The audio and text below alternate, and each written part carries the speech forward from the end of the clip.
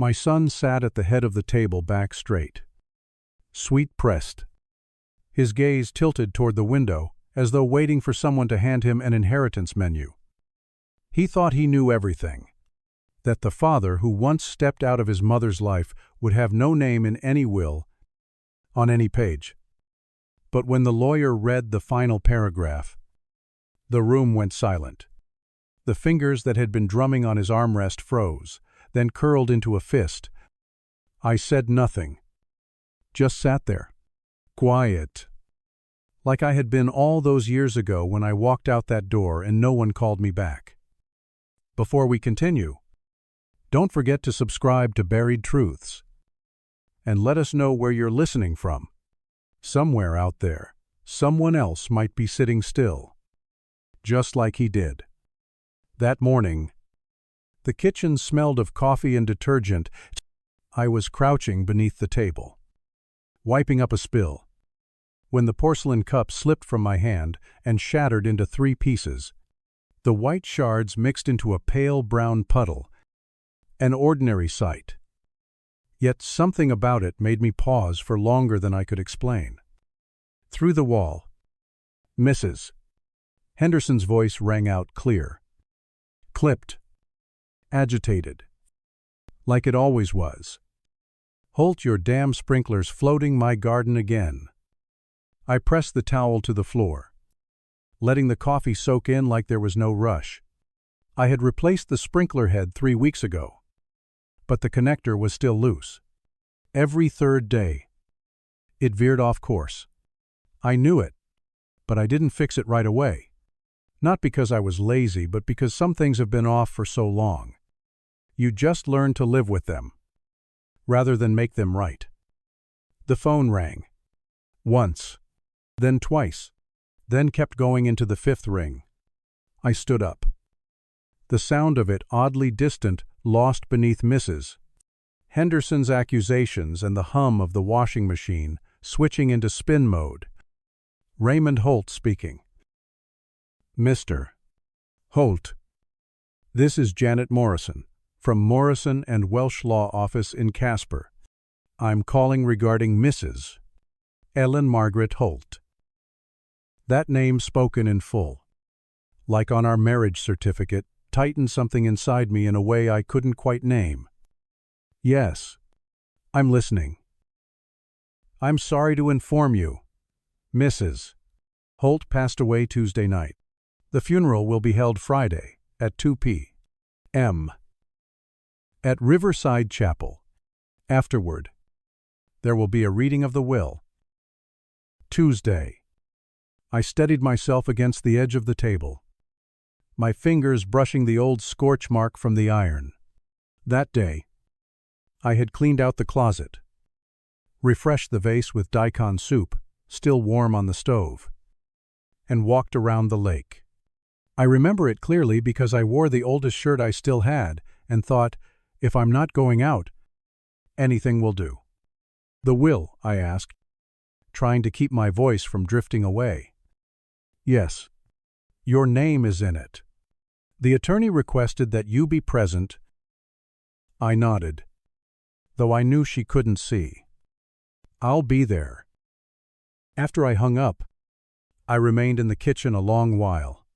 The coffee stain had started to dry into a dark ring. A breeze crept through the open window, brushing against the curtain like someone had just stepped out. I pulled out a chair, sat down, stared at the glass of water, left untouched on the table, and wondered, is this loss, or just the echo of something old? 10 years of loving each other, 12 years of saying each other's names like second nature, 15 years without a single meeting. And yet, in the end, I was still the one they called. Not for any special role, just a name left in an old file. A Nama Ellen hadn't erased. Memory never returns whole. It comes back in a smell, an old chime, or simply the way light angles through a familiar window. That afternoon, I saw the sunlight stretch across the floor and, For some reason, remembered a snowy evening, the first time I truly saw Ellen, not through her walk or her gaze, but through a sentence that made the entire room fall silent. Memories never return whole. They don't knock with faces or names. They arrive with details so small, they stop your breath. Like that slant of light across the kitchen sill. It cast over the stained tile, scattered among the broken porcelain, and right then, I remembered our first encounter. It wasn't her eyes that caught my attention. It was her voice, something sharp and upright, but not harsh, like a blade drawn clean from its sheath meant to slice, not to kill. She stood at the counter of a roadside diner, arguing with the manager about why they wouldn't let a woman lead the night shift. Because women can't handle evening pressure. Miss, I didn't say that. I just think there are roles that require what competence or biases you don't dare name. She pulled out her wallet, laid a business card on the counter. When you're ready to hire by merit, call me. I'll send someone qualified. Then she turned and walked out. Her red coat flared against the falling snow. No one in the diner said a word. Not even the manager. I was seated in the back, halfway through a slice of apple pie, and for the first time in my life, I saw a woman who was furious and beautiful. 3 days later, I called the number on the card. The first thing she said when she picked up, "The guy who left half a pie and a $5 tip?" "Right. And didn't finish his coffee." I remember. "So, are you calling for consultation? Or just to hear my voice again?" I smiled, then said, slowly, "I'd like to take you to dinner. Not for business. Just because. I don't want to lose the woman who could silence a diner with one line." Ellen paused a few seconds. Then softly, "Saturday night. Romano's. Don't be late." She showed up in that same red coat, but underneath was a black dress, fitted, simple, elegant. I didn't know what the feeling was called. Only that I stood up slower than usual and pulled out her chair with both hands as though afraid she might vanish if I slipped. We spoke of black and white films, the electrical substation where I worked, and her childhood in Fresno, where the oranges were bright, the sun harsh, and her 3 brothers always loud. I had to talk over them just to be heard. No one dares interrupt you now. True, but fewer ask questions. 2. She didn't need sympathy. I didn't need fixing. We were like 2 planks of different grain and season matched without making a sound. We married on a September afternoon. The sky so still. It felt like all of Wyoming paused to hear vows that weren't made to impress. Ellen wore her grandmother's old dress. The waist altered slightly. I didn't ask why she didn't rent something new. She just said, "Because I want to remember." The most beautiful things were once worn thin. The first 3 years were the kind no one sees. We lived in a 2-bedroom apartment. The walls thin enough to hear the neighbor's heater switch on. I worked shifts. While she started taking on small consulting clients, her appointments were penciled in, not inked, because things always changed. Sometimes I'd come home late and find her still at the desk. Bent over her notes. I'd make tea, place it beside her, then sit across without saying a word. She wouldn't speak either, just reach out to wrap her fingers around mine for a moment. Like saying, "I'm still here." When Liam was born, she didn't cry like the books said mothers would. She stared at him for a long time, then whispered, "This boy, he'll see further than we ever could. And you, I'll walk beside him, if I can keep up." Her arms held him steady firm. Sure, without a tremble. And I knew then this love would not be easy, but I was ready to be tired for it. We moved when Liam turned 8. The old place had grown too cramped for 3 people, and a dream that was beginning to sprawl. Ellen said she needed a proper room to work, not one where clients sat next to the dryer. I understood. Even if that tiny kitchen had been where we taped our first note to the wall, company name Chen and Associates, founded in the laundry room. The new house on Hillview had a double garage, a lawn trimmed like a chessboard, and neighbors who knew your name but rarely said hello. A walnut front door, a dishwasher in the kitchen. Ellen gave a quiet laugh when she saw the marble-topped island. Finally, a proper surface for real contracts. I nodded, but my eyes lingered on the small window overlooking the back. Just enough space for a vegetable patch. I thought, but we never planted anything. Clients started coming to the house.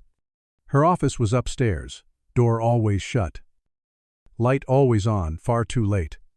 Liam's elementary school was 3 blocks away. He could walk in 15 minutes.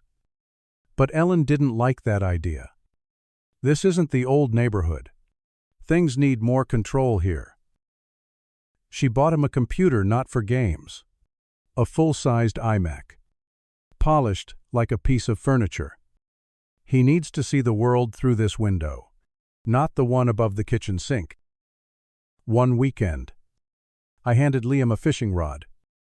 "Wanna try with Dad like Grandpa took me when I was your age?" He looked up briefly, hand still on the mouse. "Is there Wi-Fi?" I didn't laugh. Just leaned the rod against the door and made tea. The tea went cold in 15 minutes. No one touched it. Dinners grew sparse. No one announced it. We simply ate at different hours. In different rooms. I still set the table at 6. Out of habit. Once, I heard Ellen call down from upstairs. "Don't wait. I'm ordering in. Zoom call with Salt Lake." I scooped her portion into a small bowl. Covered it. Placed it in the fridge. After a few weeks, I stopped doing that. Not out of anger. Just no one opened them anymore. Liam started eating in his room. Not sitting down with Dad. Got homework. Eating while I work saves time. I nodded. Nothing else was said.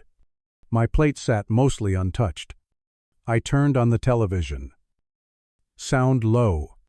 The kitchen light glared off the wooden chopsticks. That night, the eggplant was slightly burnt. But no one noticed.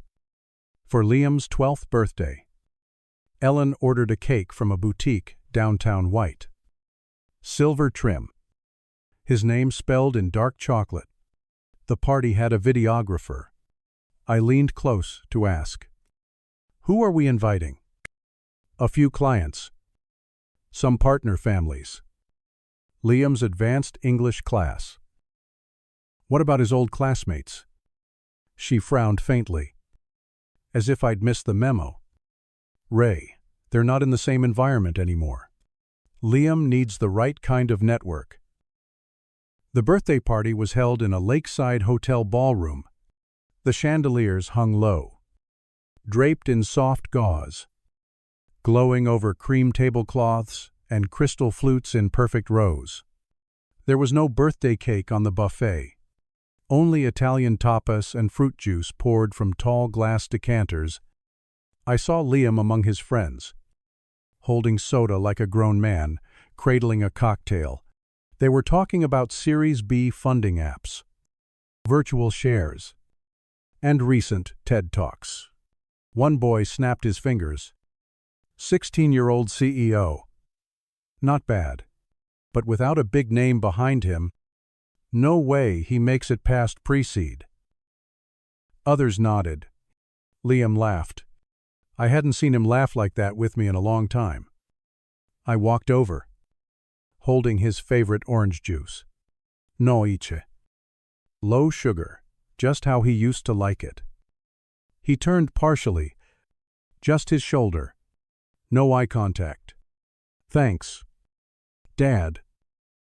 Polite. Measured. Like thanking a flight attendant in an airport lounge. Then he turned away. Ilingel.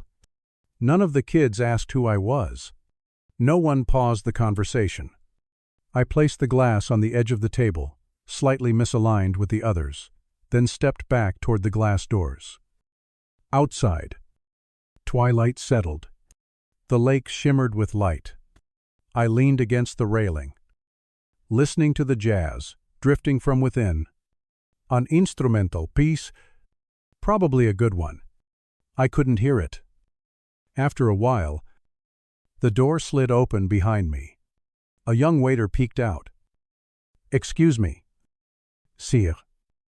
We're about to cut the cake. Would you like to? I shook my head. Didn't want to intrude. Didn't want to be part of any photograph. He nodded. Polite. And slid the door shut. The thick glass muffled the music like ice over moving water. I stayed where I was, hands on the railing. The lake exhaled still and long. I pulled out my phone, opened an old album. A photo of Liam on my shoulders, wearing a paper hat folded from newspaper, smiling, holding up an untouched sausage. Ellen had taken it. In our old kitchen. Warm light. A lopsided cake with only 3 candles. I looked at it a while, then closed the phone. Didn't delete it. Didn't favorite it either.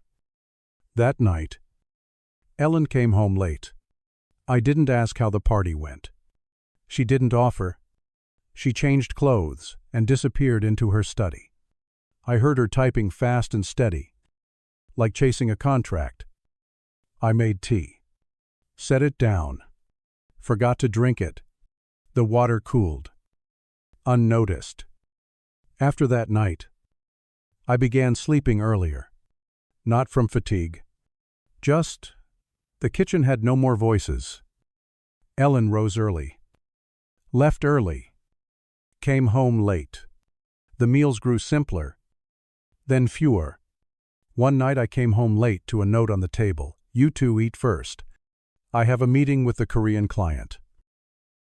The way she wrote you two as if Liam and I were still some kind of whole WW. 1 month. I overheard Liam talking to a friend through his headset. His voice bright. Mom says, if I finish my research paper this summer, I can go to Seoul with her for 3 weeks. I wasn't told anything else. The plan had already found someone else to carry it. That winter, I took extended leave. Didn't go anywhere. Just wanted to stay home. So someone would be there when they came back, if they came back at all. Usually, they didn't come home together, or came late, or didn't come at all. Then came that June. Liam graduated from high school. The ceremony was held at his old elementary school, where he'd once learned to count. Rows of plastic chairs set out in neat lines. June, sun casting sharp shadows on the concrete. I arrived early. Chose a seat on the edge, not too close. Not too far for him to see. I wore a white shirt, the one Ellen had picked out for a job interview years ago. The collar was a little frayed, but it still held. I brought an old camera, the kind that still worked.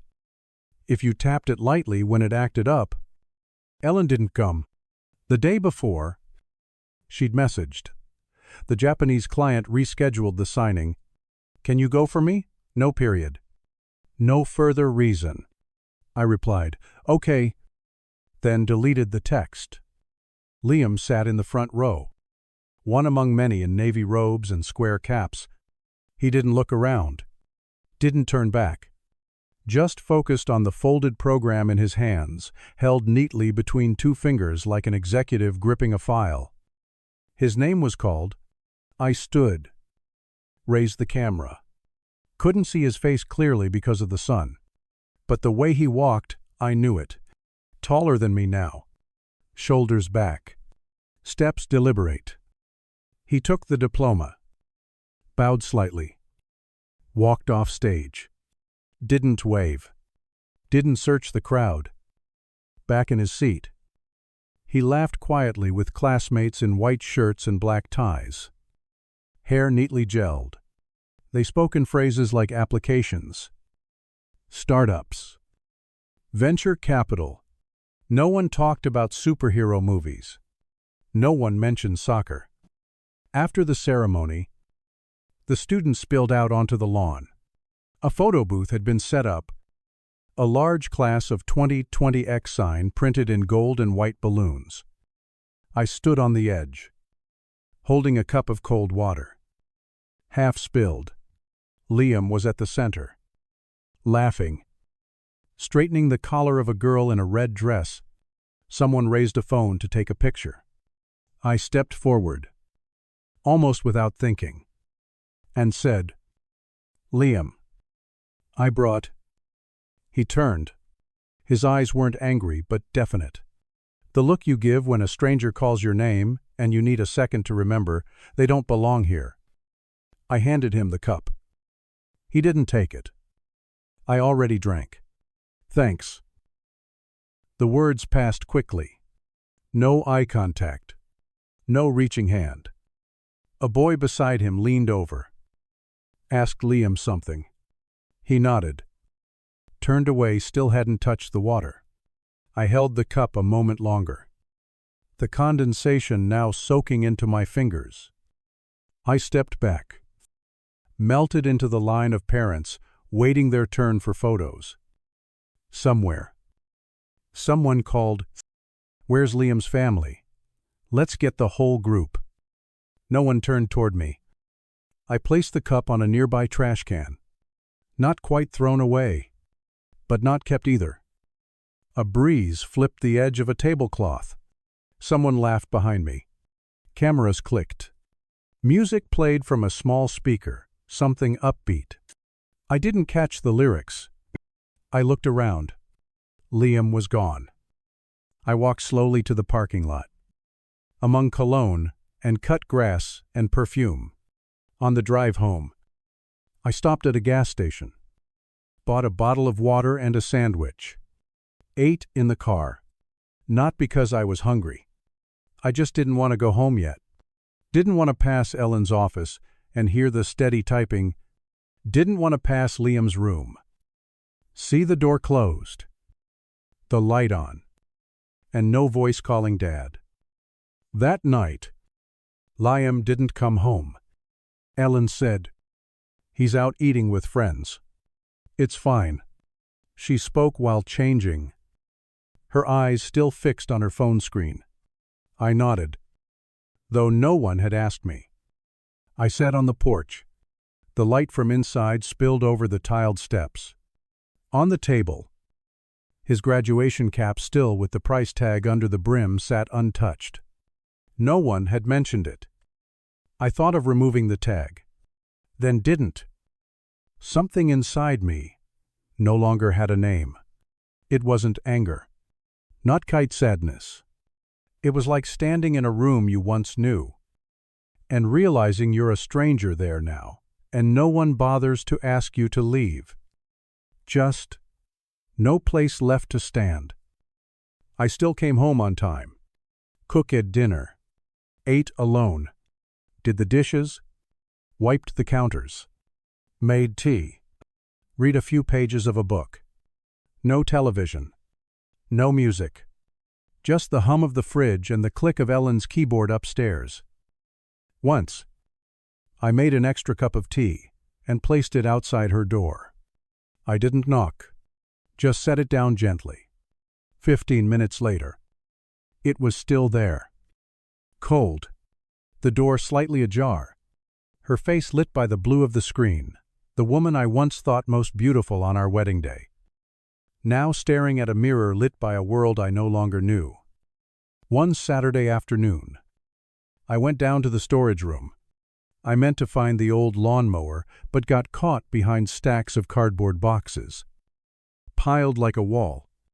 I opened one, Inside were Liam's grade school notebooks, pencils worn to stubs, exercise books still marked with his teacher's red ink, messy coloring sheets. One drawing showed Ellen and me holding hands in front of a red-roofed house. I sat down on the tile floor, flipping through each page. It had been so long since I last saw myself through his eyes, his younger eyes, the ones that still saw us as a whole world, round and safe. I thought about keeping a few his first essay, a picture from 3rd grade, but then I closed the box and tied it shut again. He probably wouldn't want them now. That night, Ellen came out of her study with a glass of white wine in her hand, her hair still damp. Next month I'm flying to New York. There's a conference with the Korean partners. Want me to come, just to spend a few days there. I looked up. That question, it had arrived, a few years too late. But I still smiled softly, like answering someone asking directions at a gas station. No worries. You go. I'll take time off. Stay home with Liam. She nodded and took her glass to the kitchen. Didn't say more. I remained at the table, listening to her footsteps fade away. Light. Very light. As if she was trying not to leave a sound behind. But I still heard every one of them. In her eyes just now, I saw something she didn't say aloud, that we both knew we were no longer husband and wife. Not in the way that once made people cry beneath white funeral flowers. We were simply two people who had shared a long stretch of years, now counting down the pages of a calendar we'd soon divide. Liam's graduation from prep school came at the end of June. The school hosted it at the stadium, in the stands. Ellen sat among a group of polished parents, tailored coats, binoculars, quiet dignity. I stood off to the side, careful not to appear in anyone's frame. Liam walked the stage to accept his diploma. He didn't turn, didn't wave. On the big screen, his face looked like that of a model student, nothing more. After the ceremony, Ellen took photos with him, with his friends, with the teachers. I stood nearby, awkwardly holding my jacket. No one called me in. On the ride home, Ellen said, "Someone from the school board invited me to dinner. I'll go for a bit. Then, come back."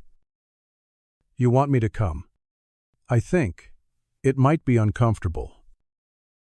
I nodded, didn't ask anything more. That night, I cooked noodles, dropped in an egg, sprinkled scallions, made 2 bowls. But Liam didn't come down. I brought one upstairs, knocked lightly. "Dad's leaving it here." "Okay." No reply. "Un moment later." The door opened. He took the bowl, nodded, closed it again. The next morning, I made coffee early. Ellen came into the kitchen still wearing the dress from the night before, now paired with slippers. I placed a cup on the table. She stared at the open newspaper but didn't read it. "I've been meaning to bring this up." I stayed silent, poured more water. "When Liam starts college, I think we should reorganize. Maybe divide a time, or divide the home." I set the kettle down, very gently. "I know. I don't want tension. But it feels like we're not." "Yeah." She didn't finish the sentence. I didn't press it.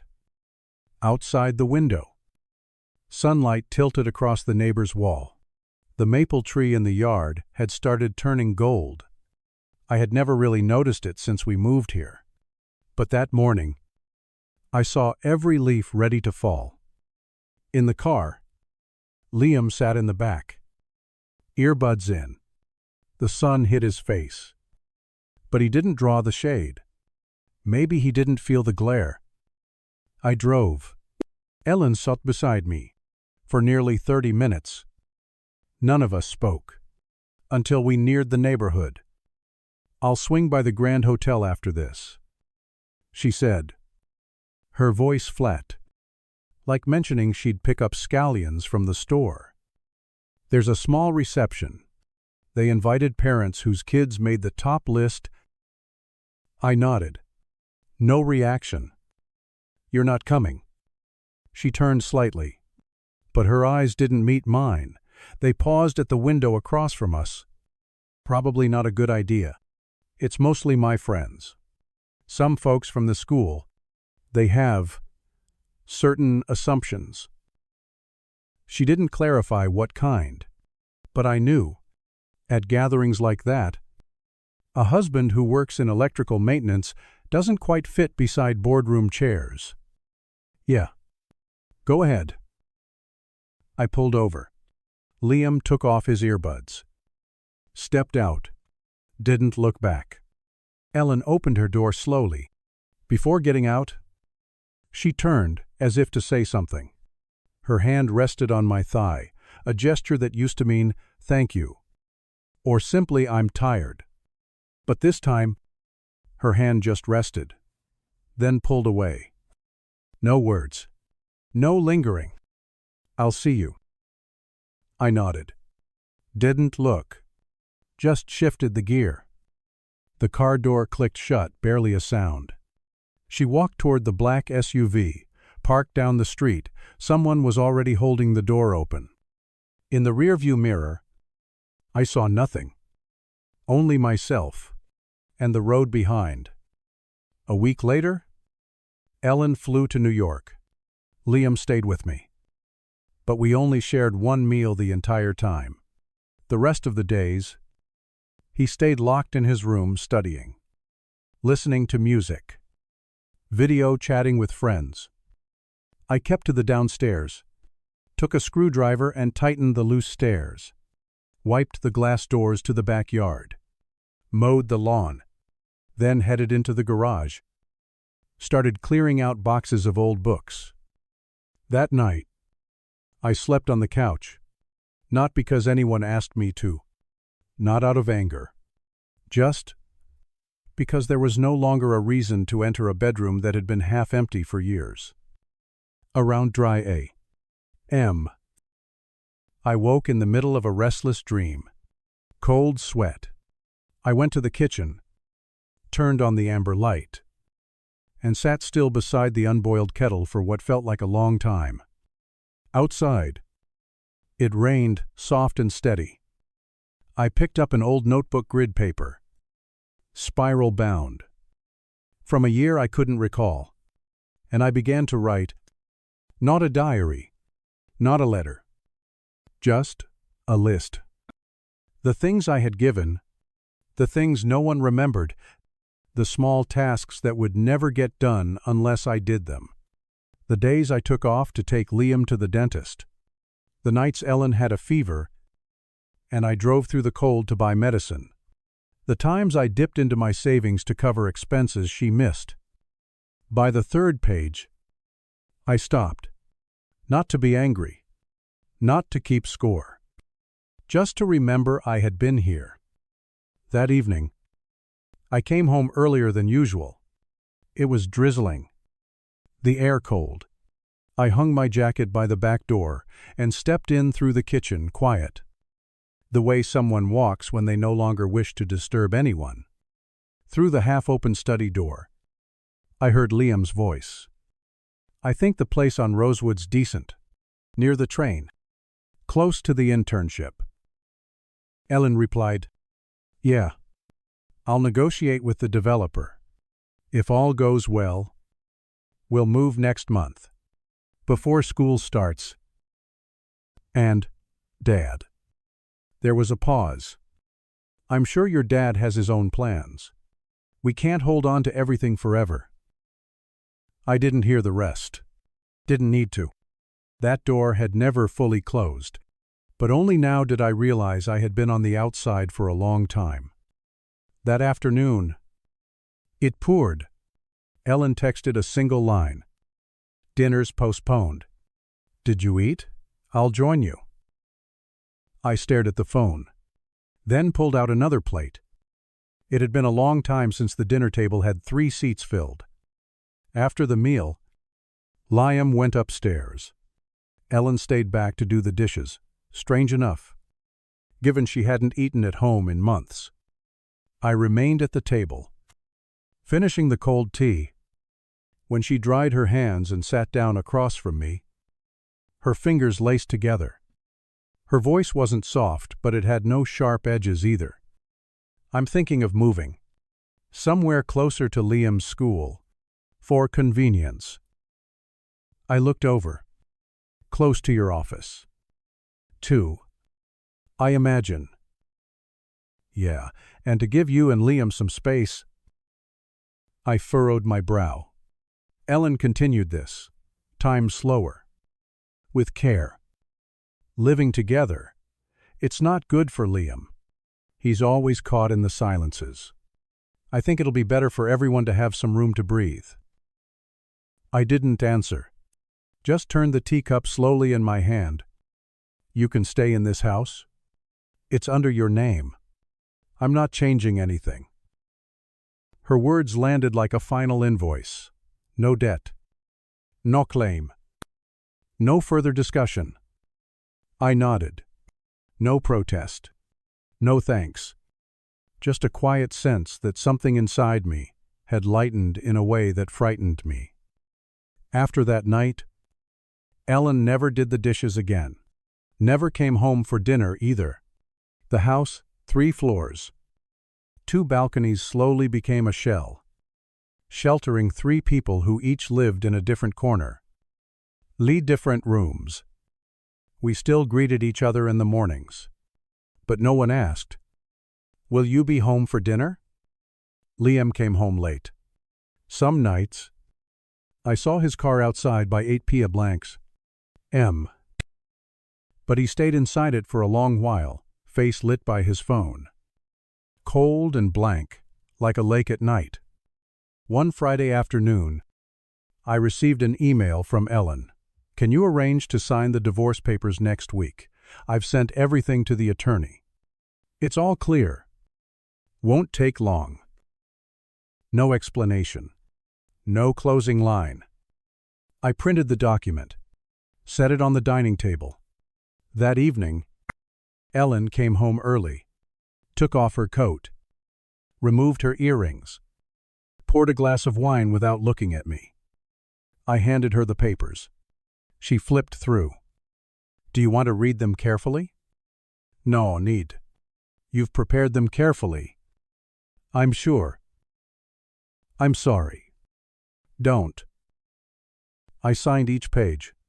My hand didn't tremble, but the pen felt heavy. I remembered when we first got married. I signed a different sheet. Our marriage license. My hand shook so much. She had to hold it with hers so we could sign together. Now we sat across the table, and no one touched the other's hand. A week later, Ellen moved out. Liam went with her. They didn't take much, just clothes, some personal items, and the coffee machine I never figured out how to use. The house fell into stillness so sharp, I could hear the clock strike each minute. That night, I cooked noodles, set out 2 bowls, then put one back in the cupboard. I lived there alone for 3 more months. Still mowed the lawn on schedule.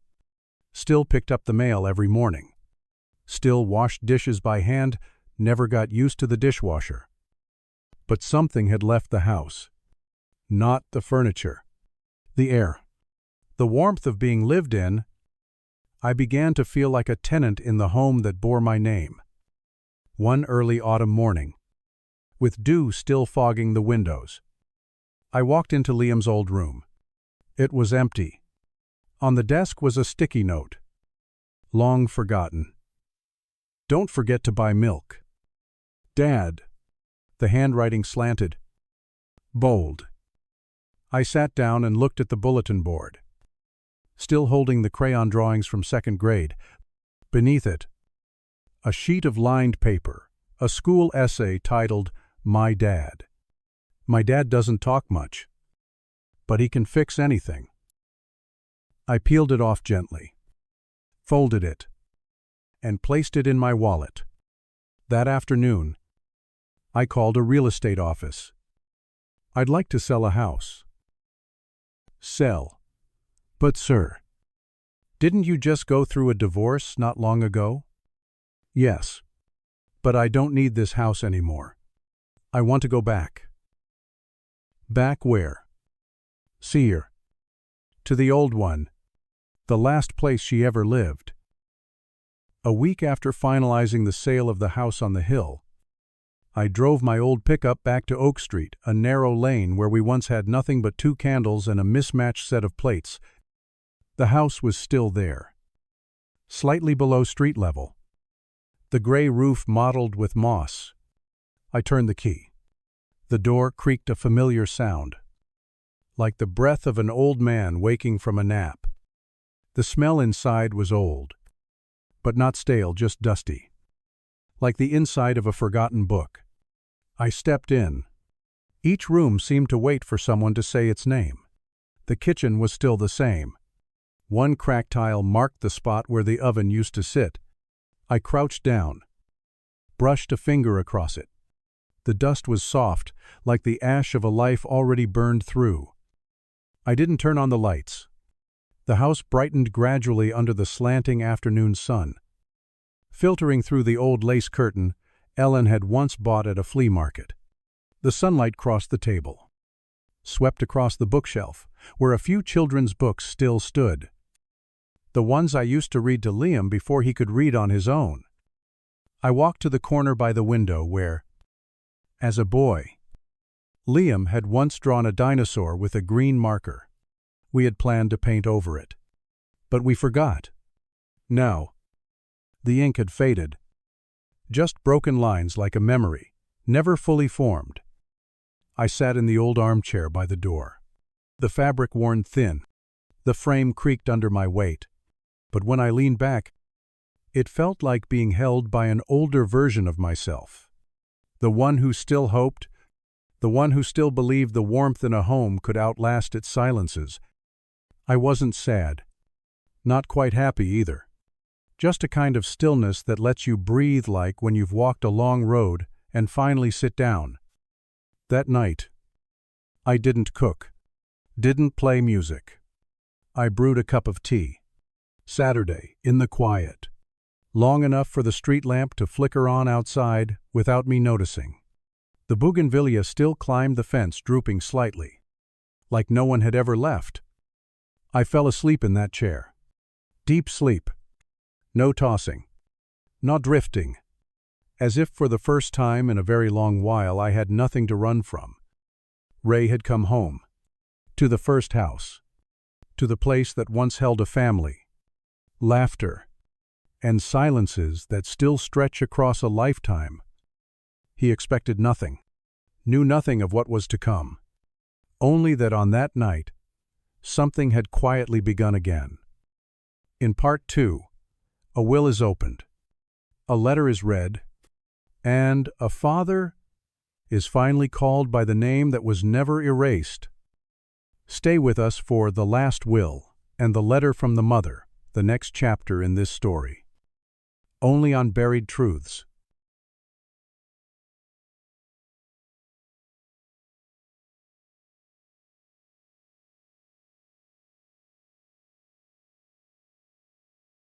In the previous chapter, Ray had quietly left the house where his wife and son once lived, and returned to the very first home, the one where memories didn't need to be named to be real.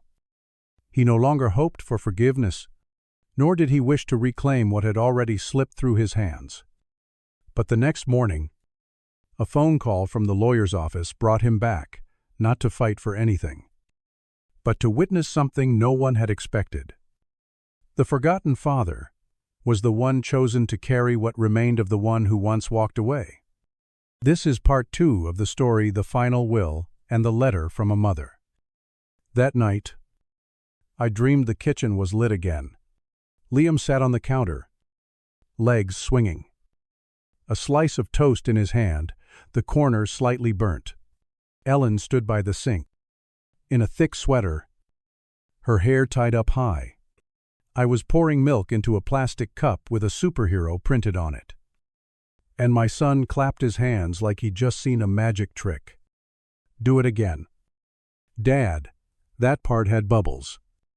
Ellen turned and wiped his mouth with a tissue. There was something light in her eyes. As if, in that tiny moment, the three of us needed nothing else. After that, we played a word game. The kitchen wasn't big, just enough space for a round dining table, 4 chairs, and the old cookbook shelf Ellen had picked up at a weekend fair. Liam sat wedged between 2 pillows, stirring the now lukewarm milk with a spoon. He was still small, so the riddles were silly. I tried to think of easy ones, slipping in a wink to Ellen as I spoke. "What has teeth but can't eat?" He barely paused a second, as if the answer had always been waiting inside him. "A comb." We all burst out laughing. Liam laughed so hard, he hiccuped, milk spilling from the corner of his mouth. Ellen wiped him again, her hand still shaking with laughter. I looked at his flushed cheeks, his tousled hair, the way his eyes lit up like marbles under the soft yellow light. There was a moment, just a breath longer than a breath, when I thought if life stopped here, it would be enough. Ellen picked up her phone, turned it sideways, and took a picture. She said, "When he grows up, we'll tell him about this night. Not because he'll remember, but because we need to." I don't know if that picture still exists. Maybe she deleted it. Maybe it's on some old hard drive buried under papers. But I know this much. I still see that moment, clear as if it happened just last evening. The funeral was held in a small church on the north side of the city, the one Ellen used to take Liam to every Christmas. Even though she never truly followed the faith, I arrived early. Saturday on the last bench, no one turned around. There were no long speeches, just a pastor offering a few soft words before a gentle melody played in the background. The portrait up front showed Ellen in a white blouse, her gaze turned slightly to the left. It was the photo taken when she landed her first big contract. Not a wedding photo. Not a family one either. Liam sat in the front row. Beside him were a few of Ellen's colleagues.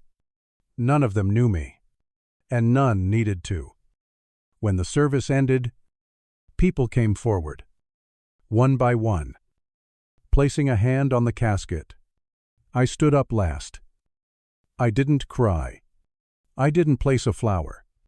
Just let my hand rest lightly against the edge of the wood, then stepped back and whispered, not knowing if it was to her or to myself, "I'm sorry for not knowing how to keep you. But please, don't keep me either." No one heard, but something inside me lightened. As I left the church, the sky had turned. A wind swept across the grass, scattering a few dry leaves from the previous season, as if something else, too, wanted to say goodbye. The funeral ended shortly after 3. I didn't linger. Skipped the tea reception, just nodded at the pastor, and left through the side exit. The sky was gray. Clouds hung thick as if too heavy to weep. I drove slowly toward the center of town, where the Morrison and Klein law firm sat on a cobbled street lined with bare hackberry trees. A 3-story brick building, frosted glass doors, a faded brass plate that read Morrison and Klein, family attorneys since 1946. I stepped inside and was met with the scent of polished wood and old paperwork, the smell of things already decided. The receptionist took me to the second floor. The conference room was small, softly lit, as quiet as an old library. Rachel, the one who had called me, extended her hand gently, Thank you for being on time. We're just waiting on one more person. I didn't ask who, just took my seat facing the window. Outside. A yellow leaf slid down the glass and stopped along the frame, like a long pause left unspoken. The door opened. Liam walked in. I recognized him by his stride. He was dressed neatly, black suit, white shirt, hair slicked back, but his face, though sharper now, still carried one unchanged mark, a hollow in his gaze. As if no one ever taught him how to look at his father. He nodded. No bow. Hello, Dad. I nodded back. Yeah. No one shook hands. Rachel took her seat, opened a pale file folder. Her voice was measured, restrained, not mournful, not formal, more like reading out a list of what's left behind after a party has ended. I'll now read the final will of Mrs. Ellen Carter, dated the 12th of February of this year, witnessed and recorded. If you're ready, I'll begin. I didn't nod, didn't signal, just sat, hands resting on my knees, eyes toward the fogged window. I hadn't come to hear what might be returned to me. What I once held had long slipped away, and even if it returned, it would never wear the same shape again. She read the first section. Small sums left to charity, a few old friends, and a scholarship fund in the name of a professor who once helped Ellen through school. Liam sat upright, tapping his fingers lightly on the armrest, his eyes tilted away. Distant, as though running calculations of percentages, interest, responsibility. I didn't look over. Not out of avoidance, but because I didn't need confirmation. Rachel turned the page. Her tone didn't change. As for the liquid assets held at State First Bank, totaling $380, 000 Mrs. Ellen Carter bequeaths the full amount to her son, Liam Carter Miles, along with the lakefront estate in Grayson, currently under holding by the parent company, accompanied by a handwritten note which reads, For my son, just enough to start again. Not too easy. Not too empty. I want you to have the freedom to choose without needing to ask anyone's permission. Ogzashin. Liam gave no clear response, but his back stiffened, the fingers once tapping now interlocked, knuckles pale with pressure. I noticed, but said nothing. Rachel didn't pause long. She turned to the final page. Her voice didn't rise, but slowed, like a curtain lowering on a stage, still lit. As for the remaining assets, including the Hillview penthouse apartment, valued at $18 million. The Aspen Mountain Retreat, $32 million.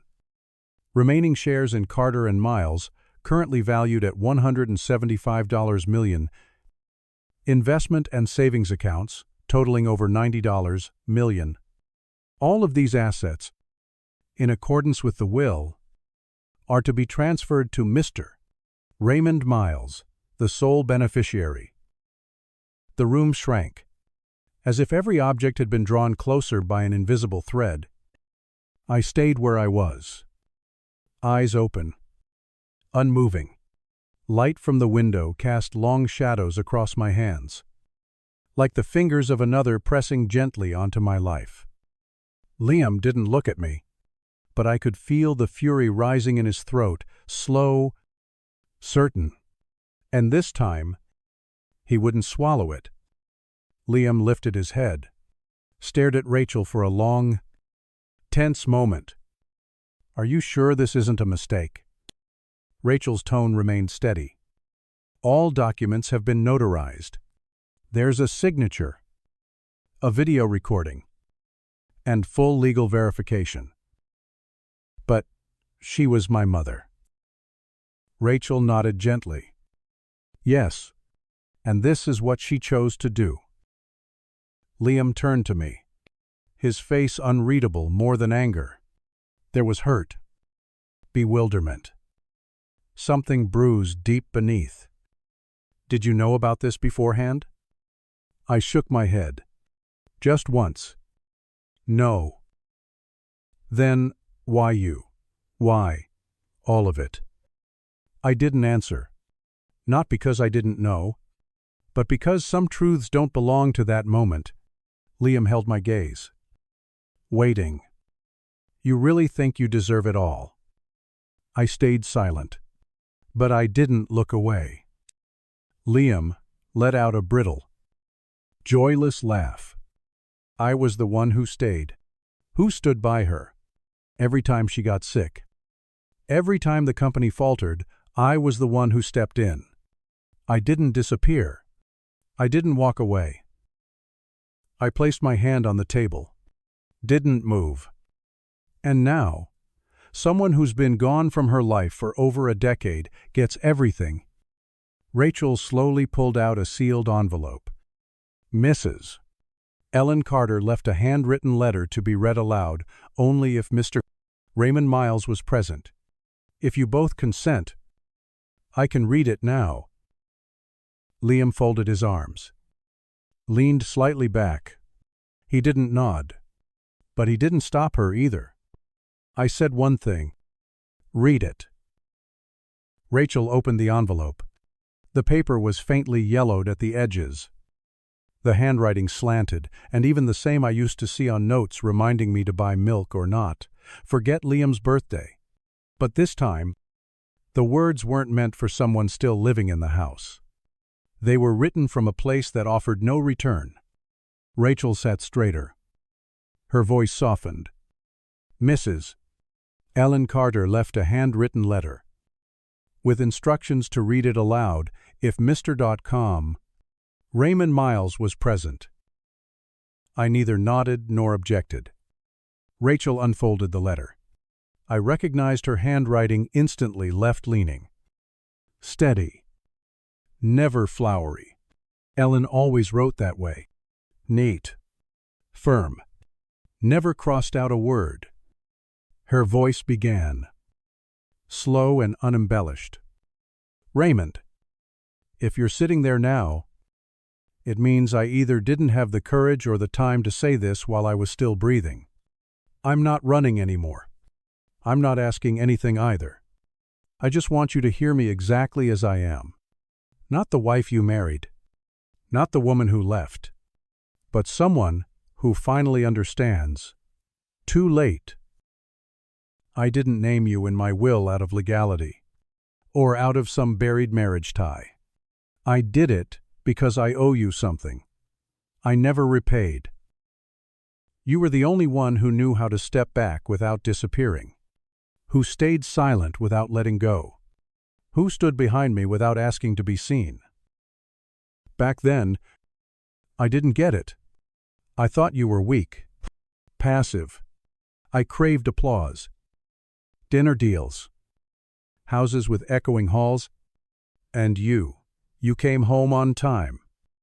Asked what I wanted for dinner. Brewed tea without sugar. When you walked out, no shouting. No, guilt. No slamming doors. I thought I'd won. But I hadn't. I'd lost the one thing that doesn't come back again. I should have known no one makes tea for you all your life unless they truly love you. At that point, I clenched my hand slightly on my knee. No one noticed, but I did. Rachel drew a breath, then continued. You never asked, never came looking, never blaming me, but I knew. Every time Liam mentioned you, something flickered in your eyes as if I still lived there. Inside your son's voice. You left everything without asking for anything back. I never understood that silence for 20 years. But now I do. And I know. Only you could carry what's left of me without turning it into a burden. I don't expect forgiveness. I don't want you to return. I just need you to know if someone ever made the wrong choice, at least they can choose rightly. In the end, and this time, I did it for myself. I didn't leave you those final things to make you happy, or to make our son angry. I did it because I couldn't bear to have the most beautiful part of my life split into logical pieces. The first home you built with saved wages and bare hands, I traded it for a bigger house, but no place. In the 20 years after, ever held me the way I slept that first night with my head on your shoulder. You don't need assets, but if anyone deserves to keep what was once ours, it's you, because you're the only one who never turned memory into leverage. As for Liam, my son, I know you're angry. I understand. But if I could ask one thing, not forgiveness, just listening, I want you to understand that love isn't about who holds more, but who holds on longer. I never said this before I thought you were strong, but I watched you quietly turn fear into ambition, turn love into a point to prove. You're not wrong. You just haven't yet learned how to live when there's nothing left to prove. I left you a space big enough to breathe, and money enough to begin. The rest is a lesson, and I hope, one day, you'll see that true growth doesn't come from how much you're given, but from being able to keep going when nothing is given at all.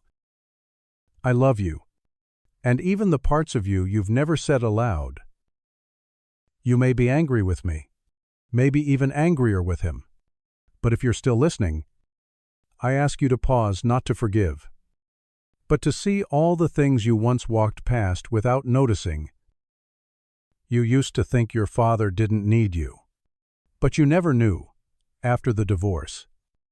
He still kept the dinner table set for 3, even when no one came. You thought his silence meant he didn't care, but I saw him standing in the hospital hallway after your appendix surgery, just to catch a glimpse of you, before quietly walking away. His love doesn't speak the way you've read about, it doesn't post online, but it's there, in all the places you never looked. Every drawing you made, he kept. Every essay you wrote, he read. Even the commas, but he never asked, "Do you miss me?" because he feared the answer. You can carry my name, run my company, to live in the world I built, but there will always be someone standing at the edge of that world, saving a place for you. If you ever want to come back, I didn't give him the inheritance because he needed it. I gave it because he was the only one who never asked for anything, even when he lost everything.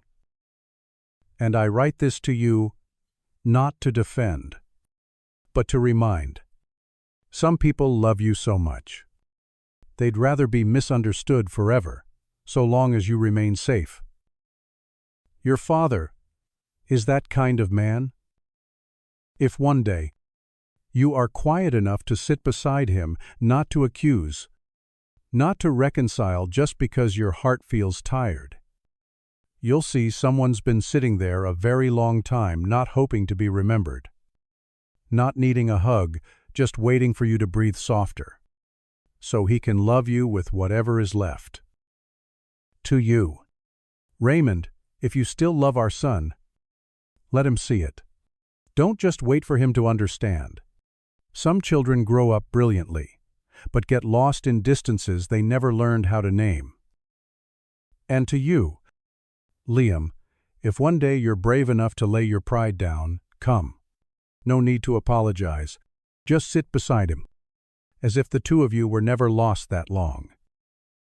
No one can start over, but people can go on if they're facing the same direction.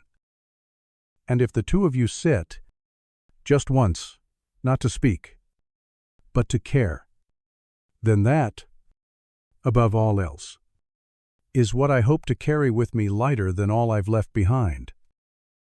Rachel folded the letter, very slowly, as if she, too. Needed a moment to set down what had just fallen into the space between us, something no one dared to pick up, but none of us could deny. I looked down at my hands.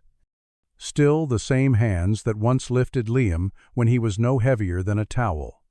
That once patted his back until he slept and unclipped every barrette tangled in Ellen's hair on the night she cried without finishing her sentences. And now, they were just two hands resting still on my lap, steady, but untouched for a very long time. Liam stood up. Not in haste. He didn't look at me. He placed his hand gently on the back of the chair like he was about to say something. Then changed his mind. I didn't call out. Not out of pride. But because I understood some silences must not be broken by words, Rachel rose, offering a slight bow. The reading of the will concludes here. All further proceedings will be sent to you in writing. I nodded. Liam said nothing, just walked straight to the door. His figure blurred behind the frosted glass. The sound of his footsteps softened as they grew distant. I left the room a few minutes later. I didn't take anything with me. Except the letter. Outside, the sky hung low. The road back to Oak Street was empty. I drove slowly. On the seat beside me, Ellen's letter lay quiet as if it still held warmth. I thought nothing of the inheritance, of money, of company shares. Those were what Ellen left behind for the world. But the letter, that was what she left behind for me. And for our son, maybe. Someday, I'll brew a pot of tea, set it on the table, say nothing, just wait, and maybe he'll come. Not to forgive, but because he remembers. I returned to the Oak Street house just before dusk. The old house was no longer a vessel of the past. It was simply a place with enough empty space that memories couldn't bump into each other. I didn't change much, kept the old curtains, the chipped dining table, and the faded dinosaur drawing Liam made when he was 4. Now it was barely more than a blur of green and blue lines. I lived off the interest. Never touched the principal. Each morning, I'd wake early, brew tea, read a book. No news. No phone. Everything I did was just to hear the sound of my own breath again. Sometimes, Rachel would send over legal documents. I didn't read them thoroughly. Just signed. No one visited. No one called, but I wasn't lonely. One day, while trimming the garden, I found a postcard in the mailbox, no name on it. Just one sentence. Written in a slanted hand. I'm not ready to come back, but I still remember the wooden chair on the porch. I folded the card and placed it in the drawer where Ellen's letter rested. Didn't write back. I knew some things that truly matter. Don't need a reply. They just need not to be forgotten. On a rainy afternoon, while wiping down the glass door, I saw someone standing at the gate. Soaked, holding something in his arms, looked like a box. I didn't recognize him at first, but when he looked up, that gaze, I had seen it before. A long time ago. Liam. I didn't speak. Didn't open the gate right away. I just looked. He didn't shout. Didn't cry. Just said one thing loud enough through the rain and iron bars. Do you still have tea in the afternoons? Dad. I opened the gate. Not to forgive, but to welcome him home. That day, we didn't say much. I brewed the tea, set it on the table. He pulled out a pastry, one his mother used to like, cut it in half, pushed one piece toward me. I looked at his hand, veined, a little unsteady. For the first time in years, I reached across and held it. No one apologized. No one told the story again. But I knew what mattered. hadn't been lost. That evening, the rain stopped early. On the table, the teapot was half empty. The wooden bench on the porch still held two figures like it once did so long ago. No one needed to name the relationship anymore. No one spoke of the will or what was fair. Only one thing remained unchanged. When he looked up and said, "Dad, I didn't need to ask again." There are kinds of love that don't need to win, don't need to be recognized, don't need to be forgiven. They just need not to fall away along the road of life.